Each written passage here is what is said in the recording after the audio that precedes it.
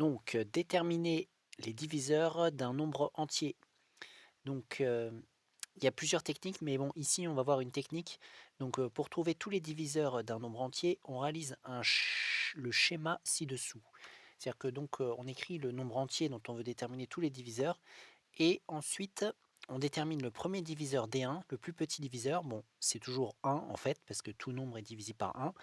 Et ensuite, on trouve par ordre croissant tous les diviseurs, c'est-à-dire après on teste si 2 est diviseur, ensuite si 3 est diviseur, si 4 est diviseur, si 5 est diviseur, si 6 est diviseur, etc. Et chaque diviseur donc, a toujours un diviseur associé. Donc ce que j'appelle le diviseur associé, c'est l'autre nombre qui, multiplié par ce diviseur en question, donne le nombre entier dont on cherche le diviseur. Donc, donc voilà, donc du coup, on met le premier diviseur D1 et son diviseur associé à l'autre bout, D1'.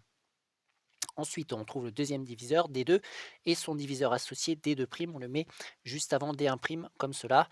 Ensuite, même chose avec D3, D3', D4, D4', ainsi de suite. Et à un certain moment, qu'est-ce qui va se passer? Eh bien, on va arriver où tous les diviseurs, en fait, je veux dire les diviseurs et leurs diviseurs associés vont se rencontrer en un point. Et par conséquent, on va arriver à une limite, en quelque sorte, à un endroit où on ne pourra plus trouver de diviseurs. Donc c'est ce que j'ai expliqué ici, avec D1, D2, D3, D4, les premiers diviseurs de n, voilà, et D1', D2', D3', D4', etc., les diviseurs associés respectivement, c'est-à-dire respectivement à D1 et D1 c'est D1', sont diviseurs associés, c'est-à-dire que quand on fait D1 fois D1', ça donne n, D2 fois D2', ça donne n, etc. Et on fait cela jusqu'à ce qu'il n'y ait plus de diviseurs entre Dn' et Dn. C'est-à-dire qu'à un moment, ici, on aura Dn' avec un n qui sera le rang du diviseur en quelque sorte. Et ce sera terminé, on aura trouvé tous les diviseurs. Donc on va voir avec un exemple, trouver les diviseurs de 12, 7, 20, 30, 117, 308, 225. Donc on va commencer par 12. Donc 12, 2 points. Donc déjà, je teste premier diviseur. Donc tout nombre est divisé par 1. Donc du coup, il y a 1. Et quel est le diviseur associé à 1? Bah, c'est 12. Parce que 12 fois 1, ça fait 12. Point virgule. Ensuite, je teste 2. Est-ce que 12 est divisible par 2? Oui. Parce qu'il se termine par 2. Tout nombre qui se termine par 2, 4, 6, 8, 10 est divisible, enfin 2, 0, 2, 4, 6, 8 est divisible par 2. Donc quel est le diviseur associé? C'est 6, puisque on sait très bien que 2 fois 6, ça fait 12. Ensuite, on va tester 3. 12 est divisible par 3, puisque on connaît ces tables de multiplication, ou alors on peut utiliser un critère de divisibilité aussi. Et on regarde le diviseur associé, c'est 4. Voilà, puisque 3 fois 4 fait 12. Ensuite, on va au-dessus de 3. Au-dessus de 3, c'est 4. Bon, les 4, on l'a déjà mis. Bon, bah, ça veut dire que c'est bon. Les diviseurs et les diviseurs associés se sont rencontrés, donc on a trouvé tous les diviseurs. Donc du coup, 12 a 6 diviseurs. Bon, là, il y a un peu de place, mais c'est pas très grave. Donc 12 a 6 diviseurs et on les a tous trouvés. On va continuer avec 7. 2 points. Donc 7, il est divisé par 1. Quel est son diviseur associé? Bah, c'est 7 lui-même, puisque 1 fois 7, ça fait 7. On continue. Normalement, on doit continuer, mais là, j'ai fait très proche l'un des autres parce qu'en fait, il ne va pas y en avoir d'autres. Parce que 7, c'est un nombre premier. Mais normalement, on devrait tester 2, 3, 4, 5, 6, et ensuite, on recompte le diviseur associé, donc ça suffit. Ça s'arrête là. 2, non, ça ne fonctionne pas. 3, ça ne fonctionne pas. 4, ça ne fonctionne pas. 5, ça ne fonctionne pas. 6, ça ne fonctionne pas. Donc 7, on a trouvé ses diviseurs, c'est juste 1 et lui-même. 7, c'est un nombre premier. Il a 2 diviseurs exactement. Il est divisé par lui-même et par 1 uniquement. Donc ensuite, on va tester 20. Donc 20, comme tout nombre est divisible par 1 et par lui-même, et d'ailleurs lui-même, c'est le diviseur associé de 1. Donc ensuite, on va tester 2. Effectivement, il est divisible par 2 parce qu'il se termine par 0. Quel est le diviseur associé? C'est 10, parce que 2 fois 10, ça fait 20. Ensuite, on continue, on essaye 3. 20 n'est pas divisible par 3. Pourquoi? Parce qu'il ne respecte pas le critère de divisibilité. Pour savoir si un nombre est divisible par 3, on additionne ces chiffres. Donc là, je fais 2 plus 0 et on regarde si le résultat est divisible par 3. Mais là, ça ne fonctionne pas. Bon, on continue. Alors après 3, il y a 4. Est-ce que 20 est divisible par 4? Oui, on connaît les tables de multiplication. et le diviseur associé, c'est 5. Voilà. Ensuite, après 4, qu'est-ce qu'il y a? Bah, il y a 5. Bon, mais 5, qu'est-ce que c'est? Bah, c'est le diviseur associé justement qu'on a trouvé juste ici. Ça veut dire qu'il n'y a plus rien entre les deux. Donc ça veut dire que c'est terminé. Et voilà, on a trouvé tous les diviseurs de 20. Ensuite, on continue avec 30. 30, c'est divisé par 1. Quel est le diviseur associé? C'est lui-même, comme d'habitude. Tout nombre a au moins lui-même et 1 comme diviseur. Maintenant, on va tester 2, donc il est divisé par 2 parce qu'il se termine par 0. Quel est le diviseur associé? Bah 15, parce que 2 fois 15, ça fait 30. Ensuite, on continue. Est-ce qu'il est divisible par 3? La réponse est oui, puisque 30 c'est 3 fois 10, et justement le diviseur associé c'est 10, et voilà. Ensuite, on continue, on essaye avec 4. Est-ce que 30 est divisible par 4? Non, parce que 30 n'est pas dans la table de 4, donc on ne met pas 4. Ensuite, on arrive à 5. Et effectivement, 30 est divisible par 5 parce qu'il se termine par 0. Tout nombre qui se termine par 0 ou 5 est divisible par 5. Quel est le diviseur associé? Bah, c'est 6 parce que 5 fois 6, ça fait 30. Et les diviseurs associés se sont rencontrés. Il n'y a plus rien entre 5 et 6. Donc, nous avons trouvé tous les diviseurs de 30. 30 à 2, 4, 6, 8. 30 à 8 diviseurs. On va passer à 117. Là, c'est un peu plus compliqué, puisque c'est un nombre qui est plus important. Donc, il est divisible forcément par 1. Donc là, je prends de la place au cas où il y a beaucoup de nombres. On ne sait pas. Il pourrait très bien en avoir pas beaucoup. Donc, est-ce que 117 est divisé par 2? Non. Pourquoi? Parce qu'il ne se termine pas par 0, 2, 4, 6, 8. Ensuite, on va regarder s'il est divisé par 3. Oui, il va être divisé par 3. Pourquoi? Parce que quand j'additionne les chiffres, ça fait 1 plus 1 plus 7, ça fait 9. 9, c'est divisé par 3, donc 117 est divisible par 3. Quel est le diviseur associé? Donc pour savoir, il faut diviser 117 par 3. Qu'est-ce que ça peut bien donner? Alors, 3 fois 30, ça fait 90. Ensuite, il y a 27. Ça fait 39. 3 fois 39. Donc le diviseur associé, c'est 39. D'accord. 39, si je ne me trompe pas. Non. Donc c'est bien 39. Donc jusque-là, c'est bon. On a réussi. Mais il faut continuer. Est-ce que 117 est divisé par 4? Non. Parce que bon, pour savoir si un nombre est divisé par 4, on regarde ces deux derniers chiffres. Et on regarde si ce nombre des deux derniers chiffres forme un nombre qui est divisé par 4. Et là, 17, c'est pas divisé par 4. Donc 117 n'est pas divisible par 4. Ensuite, de toute façon, pour être divisible par 4, il faut être divisible aussi par 2. Et 117 n'est pas divisible par 2. Donc 2, il ne peut pas être divisible par 4. Ensuite, on continue avec 5. Il n'est pas divisible par 5 non plus. Pourquoi? Parce qu'il ne se termine pas par 0 ou 5. Ensuite, on continue avec 6. Bon, pour être divisible par 6, il faut être divisible par... Pour être divisible par 6, il faut être divisible par déjà 2 et aussi 3. Donc là, il n'est pas divisé par 2, il n'est pas divisé par 6. Ensuite, est-ce qu'il est divisible par 7? Je ne pense pas. Non, je ne pense pas qu'il va être divisé par 7. Bon, il n'y a pas de critère de divisibilité, mais d'après, par exemple ici, on l'a vu que ça donnait 39. Donc je ne vois pas avoir un multiple de 7, enfin avoir un diviseur de 7 dans tout cela. Donc non, ce ne sera pas divisible par 7. Ensuite, 8 non plus. 9, alors 9, il va être divisible par 9. Pourquoi? Bah, parce que même règle pour 3, on additionne les chiffres, et si ça donne un nombre qui est divisible par 9, alors le nombre est divisible par 9, et là ça donne 9, donc 9 c'est divisible par 9.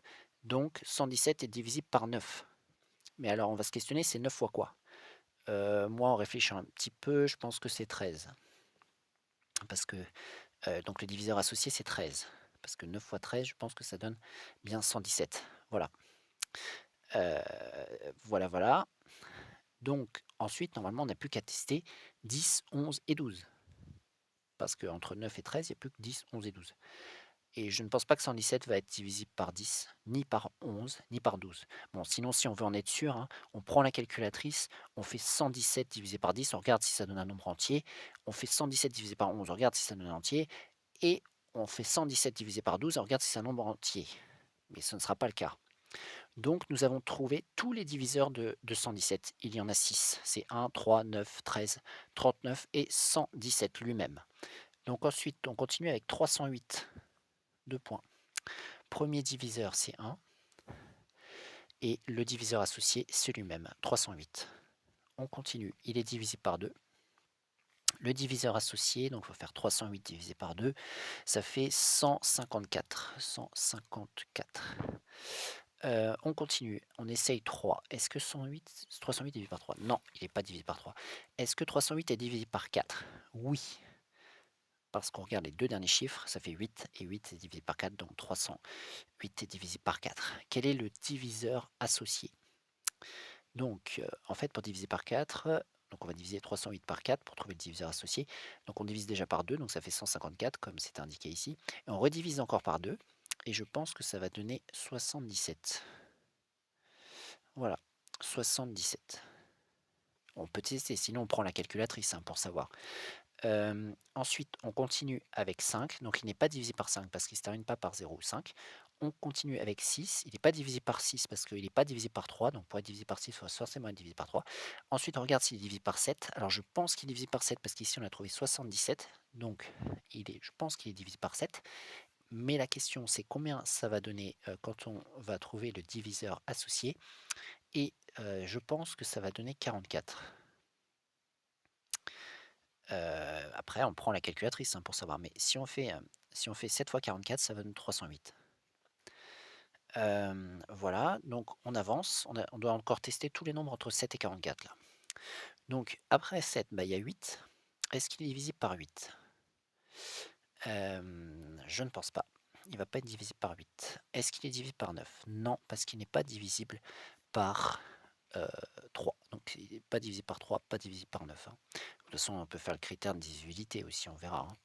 Donc est-ce qu'il est divisible par 10? Non, parce qu'il ne se termine pas par 0. Pour savoir si un nombre est divisible par 10, on regarde s'il se termine par 0. Ensuite, 11. Alors 11, je pense que oui. Ce nombre est divisible par 11. Et quel va être le diviseur associé? Alors si on fait 308 divisé par 11, je pense que ça va donner 28.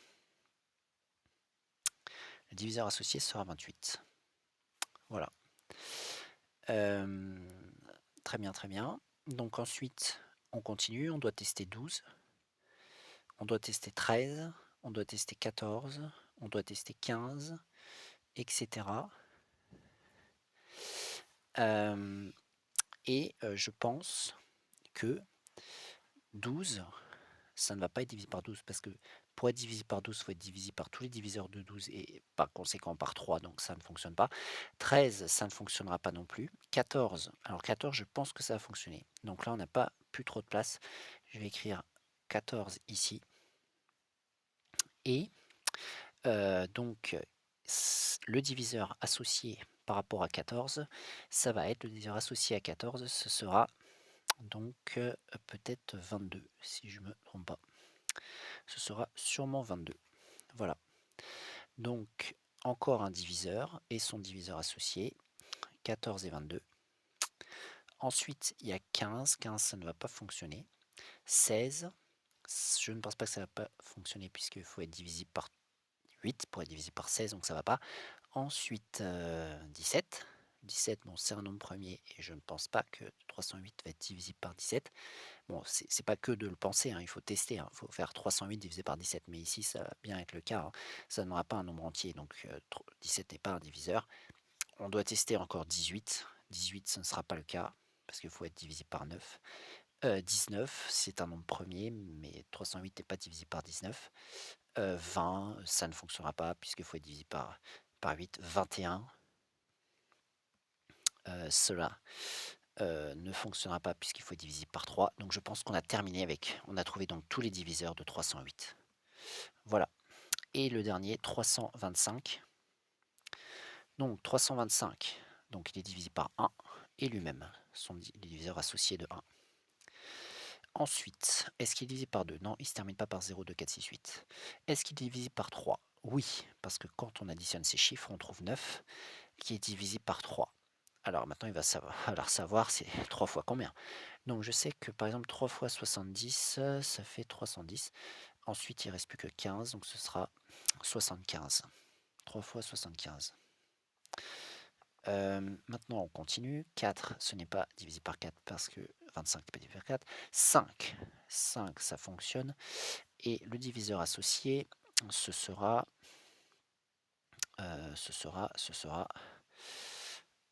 peut-être 45. 45. Pourquoi? Bah, on peut tester 3 fois. 3 fois 40, ça fait 200. Oui, ça veut bien être ça.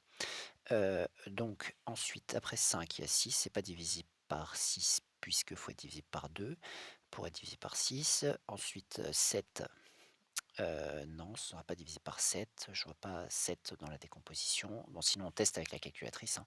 8, non. 9, oui, parce que quand on additionne ces chiffres, ça donne un nombre divisible par 9. Hem, heu, donc quel est le diviseur associé? C'est ça la question.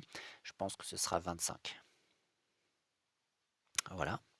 Ensuite 10, non. 11, non. 12, non, parce qu'il faut être divisé par 2. 13, non. 14, non. 15, non. Quoique 15, j'ai été trop vite, je pense que oui, puisque on voit que c'est divisible par 3 et 5, donc 15, effectivement, ça fonctionnera. Et donc, quel sera le diviseur associé à 15? Il est possible que ce soit lui-même, hein. Et c'est possible que ce soit lui-même, hein. Oui. Donc, j'aurais dû écrire 15 ici, mais inutile, inutile. Puisqu'on va pas écrire 2 fois 15 et 15 est diviseur associé à 15. Donc du coup, j'arrive à les diviseurs se sont rencontrés avec les diviseurs associés, donc ça veut dire que c'est terminé puisque j'ai trouvé 15 et son diviseur associé qui est 15. Donc c'est terminé. On a trouvé tous les diviseurs de 225. Il y en a 2, 4, 6, 8, 9. 9 diviseurs associés, 9 diviseurs à 225. Donc voilà une technique pour trouver tous les diviseurs d'un nombre entier.